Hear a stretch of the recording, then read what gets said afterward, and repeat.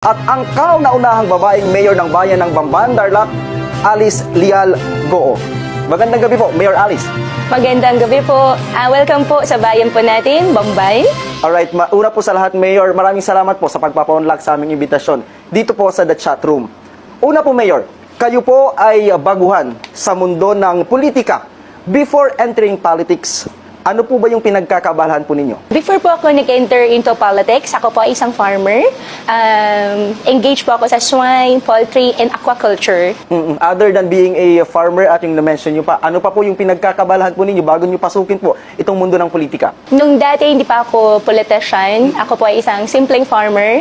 Ang daily routine ko po ay gumigising po ako early in the morning para mag-ikot ka sa farm.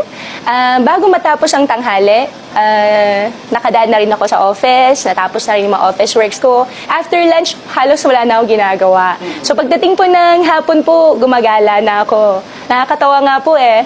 Dati-dati ang sinasara ko, restaurant.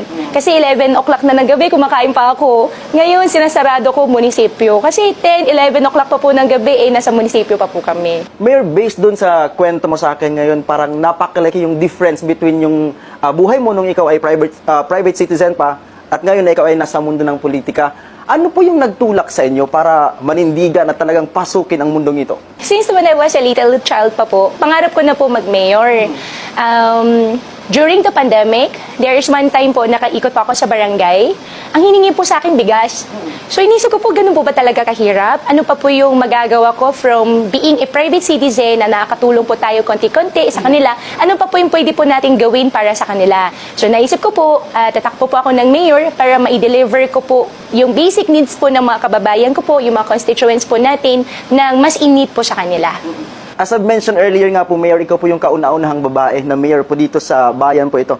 Ano po yung pinanghawakan po ninyo or naging inspirasyon? Yung parang naging turning point na ito na yung cue ko para pasukin ang pagiging alkalde.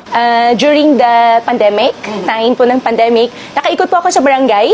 So, nung pagkaikot ko po, nakita ko po na yung mga kababayan ko po na kailangan po nila ng buhay po talaga. Medyo mahirap po talagang buhay at kailangan po nila na tulungan po sila para may angat pa po ang buhay po nila. So basically, yung kapakanan ng mga taga dito sa bayan ng Bamban, yung ina-after mo, kaya pinasok mo ito. Ay, opo. Wala rin po kayong partido nung kayo po ay tumakbo bilang mayor dito sa bayan ito. Ano po yung kwento sa likod ng iyong pagiging independent candidate po? Hindi po ako dumaan ng barangay election, hindi po ako dumaan ng election po ng pangbayan.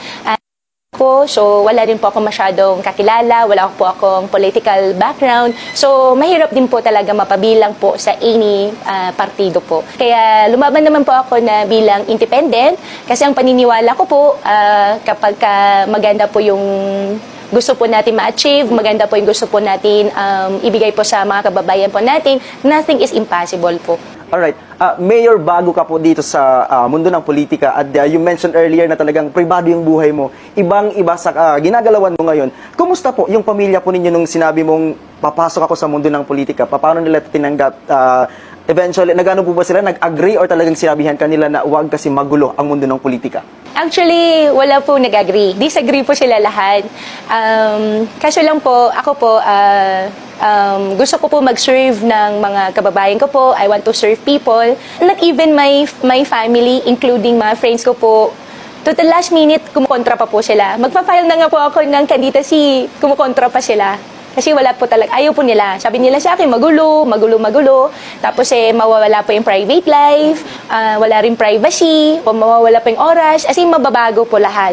Pero nakapag-decide na po ako gusto ko po ma-serve and willing naman po ako na ma-serve ko rin po ang mga kababayan ko po. Pero paano nila tinanggap ang inyong desisyon na nanindigan ka talaga na hindi? Ito gusto ko itong pasukin kasi gusto kong makatulong.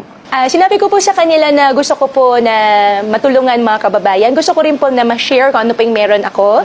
And at the same time po na lagi rin naman po nila tinuturo din sa akin na share your blessings po. So, kung ano yung meron po ako, na knowledge po, kung meron po yung, ano po yung magagawa ko po na para sa kababayan ko po, gawin ko po. Turo po sa akin yung family ko po ay pagkaya ng kapasidad po natin, tumulong po tayo. So, nung nakita ko po na kaya kung tulungan yung mga kababayan ko, pinanghawakan ko po yung decision na talagang tatakbo po ako.